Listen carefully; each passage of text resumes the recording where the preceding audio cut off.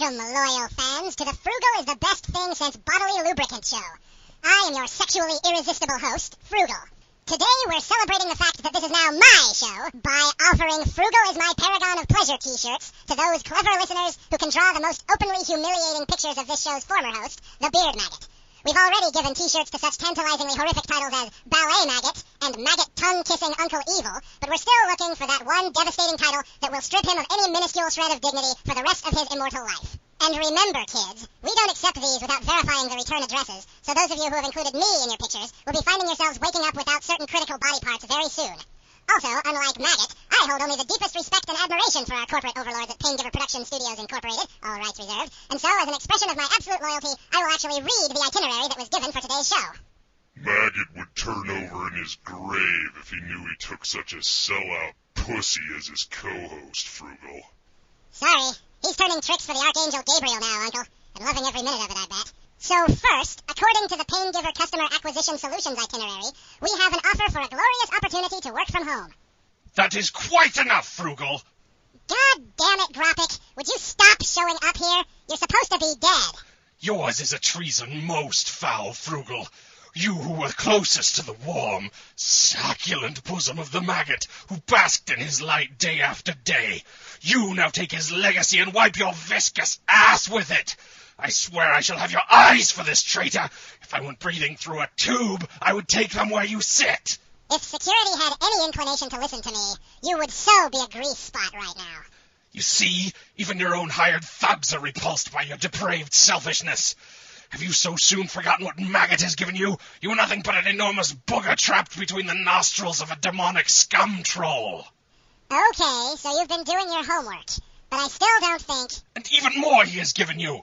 It was he who gave you this new wonderful life you live. It was he who required that Uncle Evil sign a release guaranteeing that he would never use you as a sex toy. The term contract breach never sounded so naughty. And it was he who even now languishes in a celestial prison, surrounded by everything that is good and pure, forced to do Bible crossword puzzles all freaking day. And good riddance. You seem to forget the number of times he shot me, mangled me, put me through a pressing machine, removed my body parts in the middle of the night, cemented my fingers together, chained my feet to my ears, kicked me out into deep space, and even sent me off to special weekends with the Maggotonian Inquisitors. You liked it and you know it. Well, okay, so that one Inquisitor was kinda... Damn it, don't change the subject! The point is he deserved what he got. You are not worth the demon dung you grew off of, Frugal. He should have left you as a cabin boy for those Rigelian inmates. Stop reading my diary! That was a long time ago. Besides, Maggott took hours to rescue me from that. I half expect he waited that long on purpose. Now go the hell away! This is my show now. Though the angels may have scattered my army and broken most of the good parts of my face, I will find a way. There shall be a reckoning, Frugal. Yeah, you just keep telling yourself that. Now that that's taken care of. Uncle Evil, get me a cappuccino! My cappuccino machine's running dry after the incredible feats of sexual Olympianism I performed last night. Yeah, and I'm a 6-year-old blonde. Get me a cappuccino or thou shalt be smitten upon by he who is now the lord of this radio show. Fine. Just give me a minute. Good. Now, first off, I'm gonna go to the Clag-Brazingi Press, because it's what Maggott always does when he can't think of anything to say. There's a game review of something called Star Trek Armada 2. It says, I keep imagining Locutus and Worf holding hands. Is that wrong? Yes it is.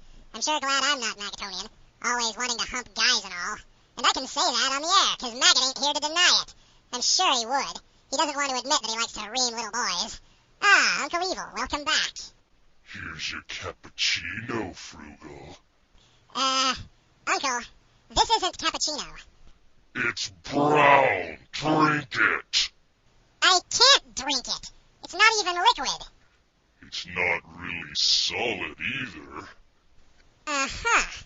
Why is it in a big gulp cup? I've been holding it in all day. Get out. But don't you want your cappuccino? Get out. Just give me a second. I bet I can make it frothy. Get out, get out, get out! Sorry about that, folks.